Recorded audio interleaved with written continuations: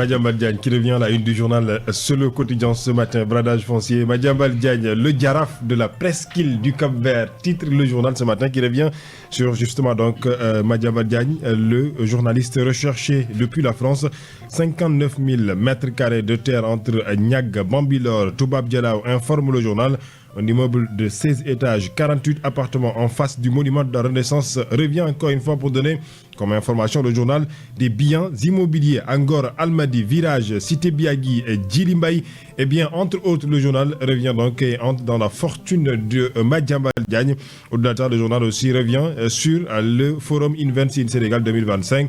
13 221 milliards d'investissements de le Forum de l'action et de la confiance retrouvé, dit le journal, ce qui revient encore une fois donc sur la fermeture donc du Forum Invest in Sénégal qui a été donc effectuée hier à Diamniadio, autre que le Forum et Madiambal Diagne. Le quotidien aussi revient sur la question ou les questions judiciaires, notamment le cas Farba Ngom.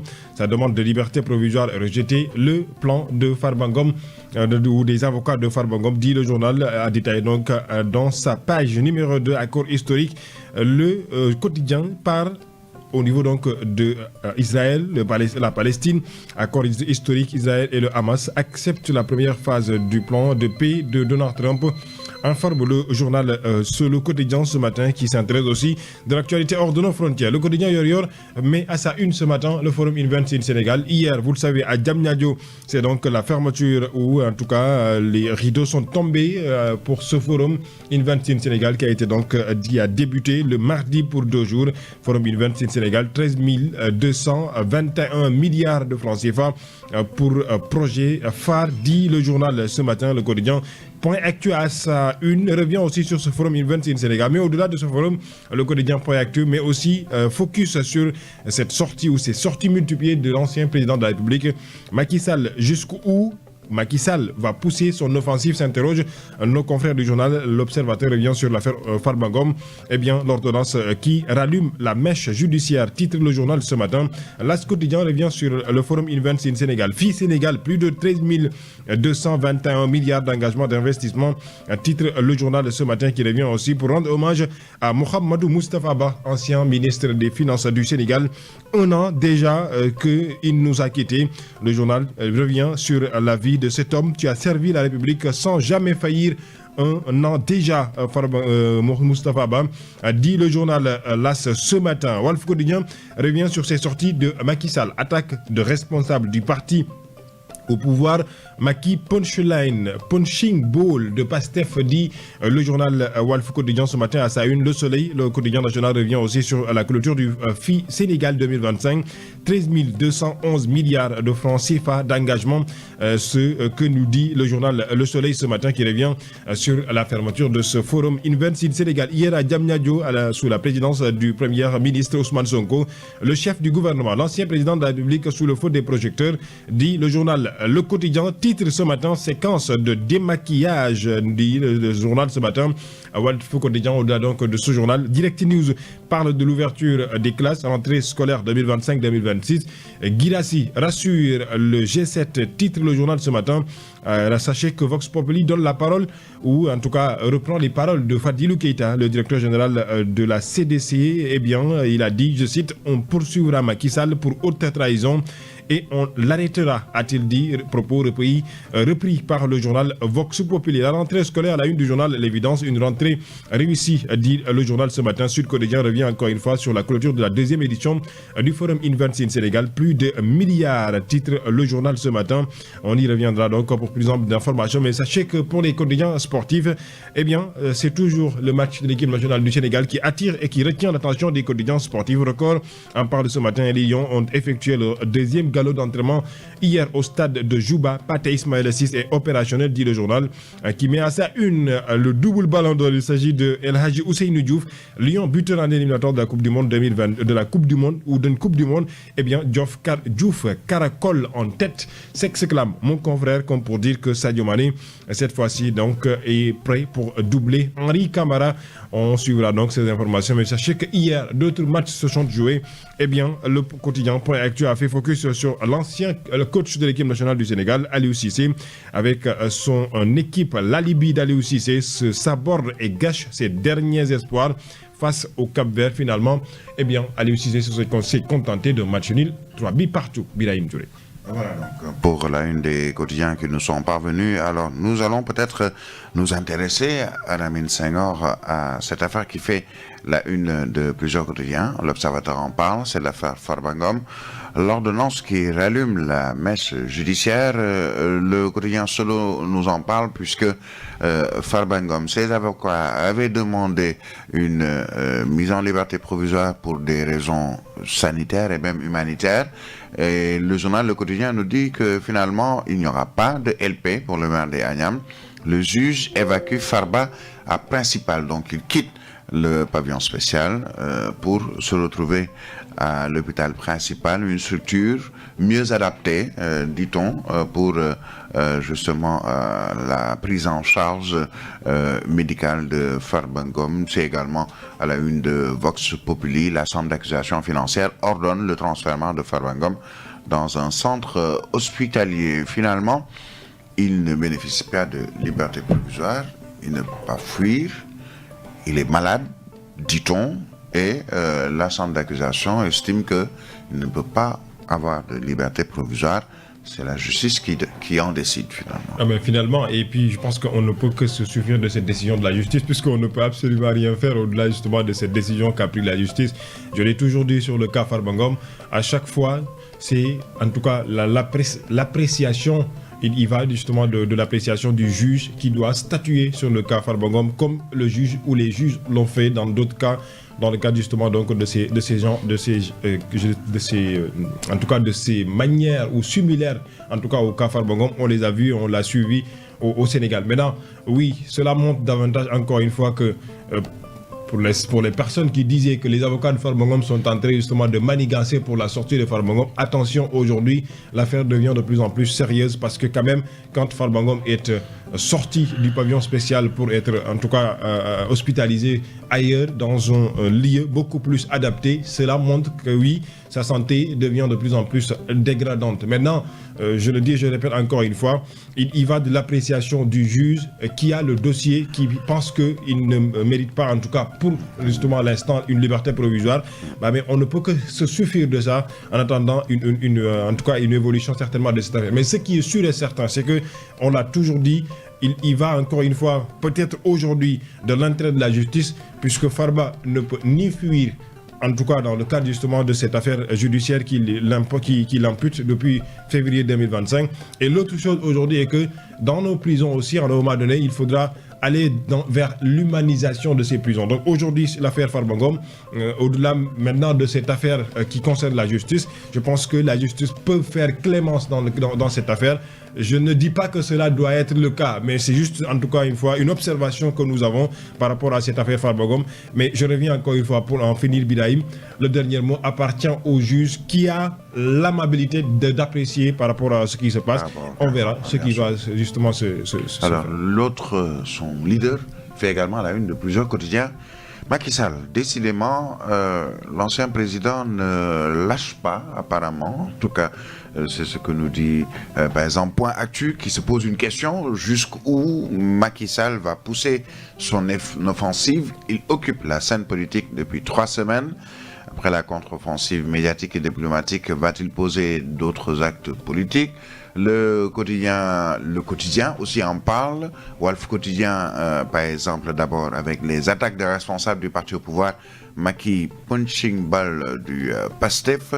Le journal Le Quotidien, séquence de démaquillage, une visibilité qui gêne ses successeurs.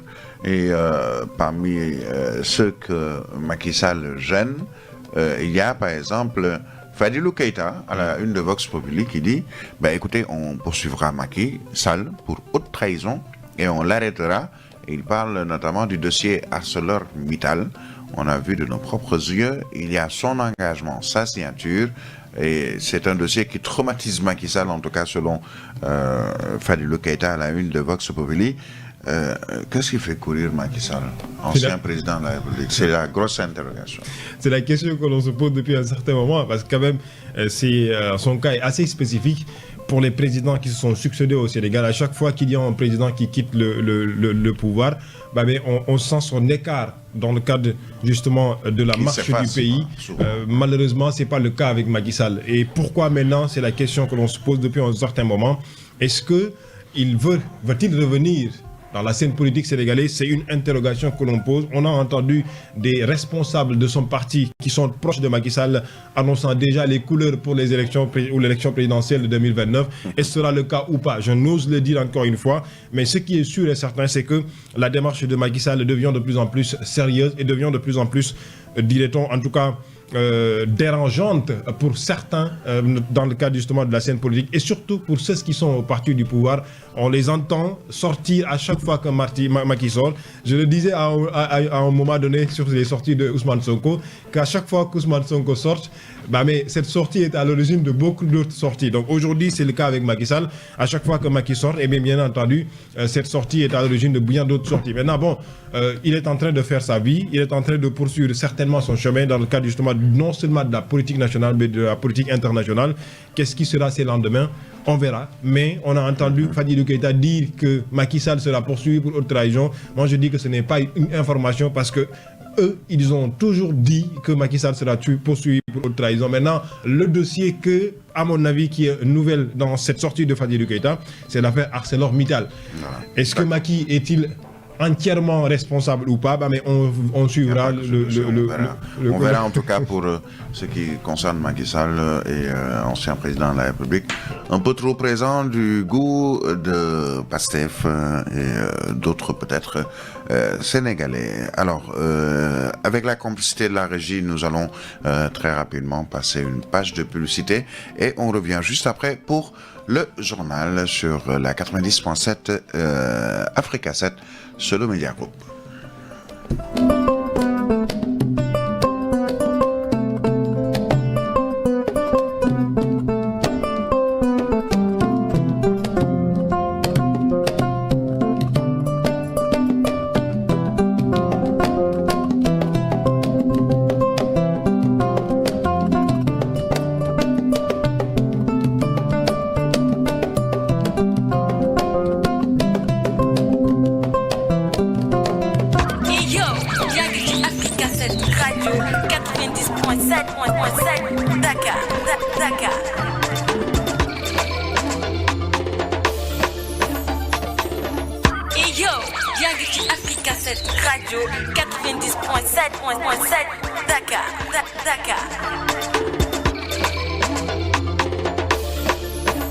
Dans un instant, le journal sur Africa 7 Radio.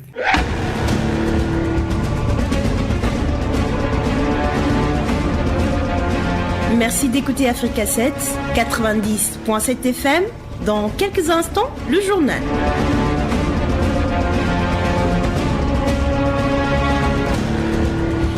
« 7h sur l'ensemble du réseau synchronisé de la 90.7 devant ce micro Birahim Touré, les titres de cette édition. Fièvre de la vallée du Rift, 13 cas de décès enregistrés dans la région de Saint-Louis à la date du 8 octobre. Une autre maladie qui menace, il s'agit de l'épidémie Mpox ou Monkeypox, la fièvre qui a aujourd'hui atteint 6 personnes, dont un guéri, ou une personne guérie, donc les 6 cas enregistrés, tous localisés à Dakar. On en parlera dans ce journal. Le gouvernement face à la presse, eh bien, on reprend. La secrétaire d'État auprès du Premier ministre Marie-Rose Faye, porte-parole du gouvernement, nous sera aux côtés de 3 autres ministres demain pour revenir sur plusieurs sujets, entre autres les opérations de réorganisation et de sécurisation de l'espace public. Nous en parlerons également dans ce journal. Et ce 9 octobre, ce jour donc est la journée mondiale du handicap. Le constat est quand même amer, notamment dans le département de Rufisque, où les personnes à mobilité réduite se disent oublié. À suivre la page inter, la page des sports et la revue de la presse.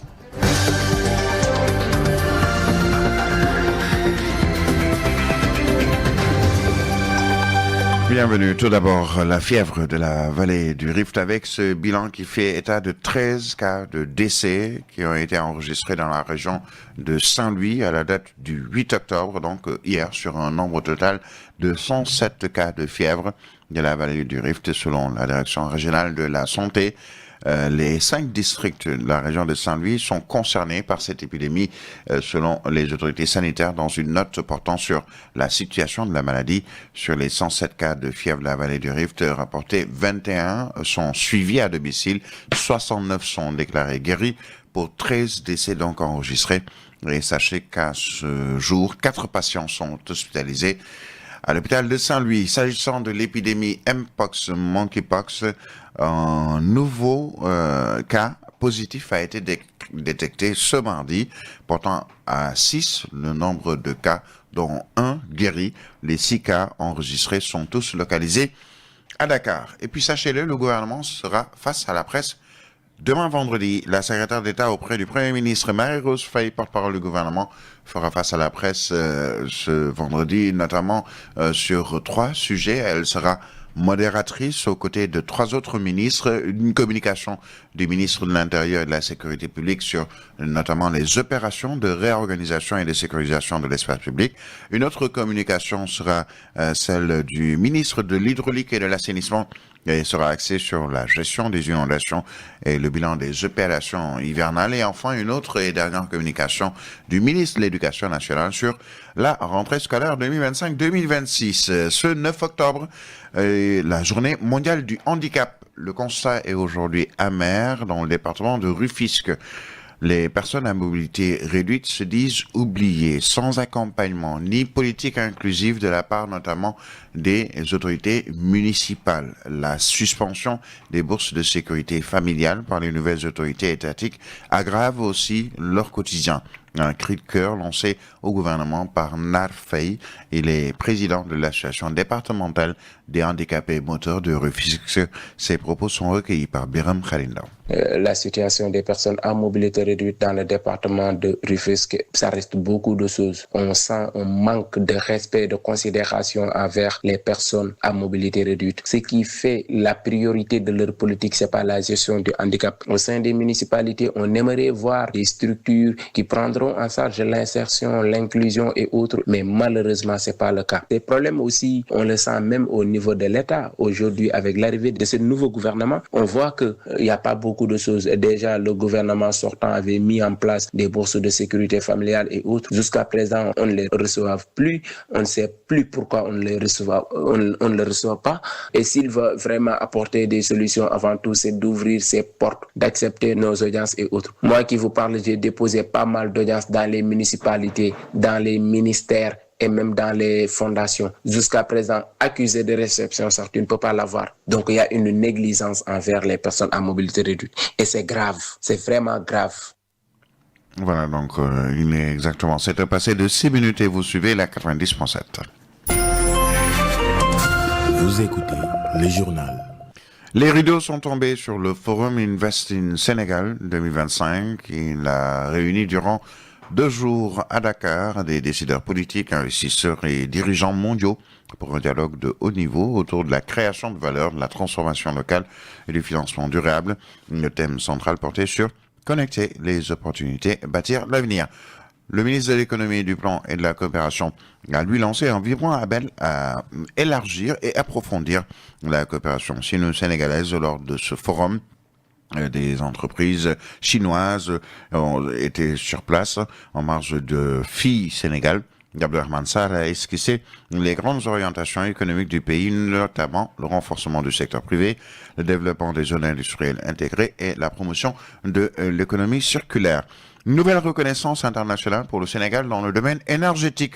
Le projet gazier transfrontalier GTA développé en partenariat avec British Petroleum, Cosmos Energy, la société mauritanienne des hydrocarbures et la société nationale Petrosen, a été primé par l'African Energy Week W 2025, recevant le prix de la meilleure stratégie de monétisation du gaz. Et puis, nous parlons éducation dans ce journal. Près de 4,5 millions d'apprenants, élèves et étudiants ont repris hier le chemin des salles de classe à travers un peu partout le Sénégal. L'année scolaire 2025 est placée sous le signe de l'équité, de la qualité et de la transformation humaniste de l'école. Le chef de l'État a, dans un message, souhaité une excellente année scolaire à l'ensemble de la communauté éducative. Au Bitey Dangetey, le concept a plusieurs équations. Pour Ndongo Sarr du CUSEMS, son effectivité dépend de plusieurs paramètres. Il appelle les uns et les autres à prendre leurs responsabilités, justement pour que les écoles soient prêtes dès la rentrée, ce qui n'est pas forcément le cas un peu partout. Khalifa Fall. La rentrée des classes effective depuis ce lundi dans tout le Sénégal. Seulement, dans certaines écoles, beaucoup de manquements ont été notés. La campagne Ubitey Dangetey, lancée en 2015, a eu des résultats probants, mais beaucoup reste à faire pour son effectivité. Relativement au slogan Ubitey Dangetey, nous pensons en fait qu'il traduit un vœu, un souhait. Mais vous savez, la réalité est tout autre. Vous savez, le système en fait est composé d'un ensemble d'établissements implantés dans des zones qui ne sont pas les mêmes et où les réalités non plus donc ne sont pas les mêmes. Donc sous ce rapport, il est sans doute des écoles où des dispositions ont été prises en amont pour que les inscriptions puissent se faire à temps, mais dans l'écrasante majorité en tout cas des établissements publics, ce n'est pas le cas. Si vous avez fait le tour aujourd'hui dans certaines écoles, je suis persuadé que vous avez rencontré des parents qui étaient venus s'enquérir de l'État. Alors vous imaginez que ces parents, ils n'ont pas encore inscrit donc leurs enfants. Ubitey Dangetey est à la fois une ambition, un processus et un baromètre selon Ndongo Sarr. Chacun doit jouer son rôle. Il est un ensemble de points d'accord que nous avions signés avec l'État et relativement auxquels nous avons quelques soucis. Il y a également la question de la formation. J'ai dit, nous saluons la volonté de l'État donc d'aller vers la formation universelle, mais le problème c'est que aujourd'hui il y a quelques camarades qui doivent être formés, qui risquent d'être laissés en rade parce que leur dit-on, les diplômes qu'ils sont ne sont pas des diplômes qui devraient les destiner en tout cas donc à l'enseignement. Mais j'ai dit ça, il aurait fallu donc s'en rendre compte. Il faudrait qu'on trouve un dispositif dérogatoire. Plus de 4 millions d'apprenants, des élèves et étudiants ont repris le chemin de l'école pour l'année 2025-2026. À Ziguinchor, les cours ont repris également au préscolaire et à l'élémentaire, mais ce n'est pas le cas pour le moyen et le secondaire, où les élèves sont encore aux abonnés absents. L'inspecteur d'académie a effectué sa traditionnelle tournée des établissements scolaires, nous dit notre correspondant à Ziguinchor, Moussa Ndao. L'inspecteur d'académie de Ziguinchor a sacrifié à la traditionnelle tournée officielle de rentrée des classes en compagnie de l'inspecteur de l'éducation et de la formation de Ziguinchor. Cette visite de terrain avait pour objectif de constater le démarrage effectif des enseignements aux cours privés Marie-Rivier, à la case des tout-petits de Tilène et à l'école élémentaire Matadiem et de Kandialan. Les cours ont effectivement démarré. Nous étions venus pour voir les conditions de démarrage, pour voir si les écoles sont nettoyées, désherbées, permettre quand même un bon démarrage. Et partout où nous sommes passés, nous avons vu quand même que c'est fait, c'est réalisé. L'autre aspect, la présence massive des enseignants, et ça c'est depuis la rentrée administrative. On a même reçu vraiment les statistiques de démarrage. Là aussi, on a constaté que le personnel enseignant est en place. Pour le préscolaire et l'élémentaire, on a vu quand même assez bonne présence d'élèves. Vraiment, quelque part, les enseignements ont même démarré. Cependant, le scénario n'est pas le même au lycée Périssac et au CEM Boucoute-Sud. Au niveau des moyens secondaires, où les élèves se font encore désirer. Et là, souvent, c'est un constat habituel. Mais les responsables également ont reçu les instructions qu'il fallait pour insister auprès des parents pour qu'ils puissent laisser les élèves, pour qu'ils viennent. Il n'y a pas de raison que les écoles soient prêtes, que le personnel enseignant soit sur place et que les élèves continuent à se faire désirer. Le directeur de l'école élémentaire David Carvalho, Gilbert Mané et le principal du CM Soukoupapaï, Moumoudou Kaken Djedjou, ont confirmé les propos de l'inspecteur d'académie lors de notre passage. Mais du côté des élèves, ce matin, ils étaient massivement venus en classe. D'ailleurs, on va faire le point des effectifs par classe. Nous allons envoyer au niveau du collectif. Et le personnel, on a remarqué que 3 absences. 4 maîtres arabes et 3 français. Le maître du CP est parti à Dakar pour un concours et les 2 autres pour des raisons de décès. Aujourd'hui, à notre grande surprise, nous avons constaté pratiquement l'absence des élèves. Toujours est-il que les enseignants sont là, mais on attend encore les élèves qui ne sont pas encore là. Les conditions sont là parce que déjà, les listes ont été faites, les emplois du temps aussi sont disponibles et les salles ont été désinfectées. Donc je pense que les conditions sont là pour commencer les enseignements apprentissages. À Ziguinchor, les rentrées à 2 vitesses commencent à devenir monnaie courante à chaque ouverture des classes. C'est pourquoi l'inspecteur exhorte les chefs d'établissement à accentuer la sensibilisation auprès des parents d'élèves pour qu'ils laissent leurs enfants rejoindre les salles de classe dès l'ouverture de l'école. À Kaolack, la majorité des écoles de la région a démarré les cours, excepté quelques rares établissements qui portent encore les stigmates des dernières pluies. Les autorités compétentes sont à pied d'œuvre pour permettre aux élèves de regagner très vite les salles de classe, surtout dans les zones où il y a encore quelques gouttes d'eau ou en tout cas quelques mares d'eau.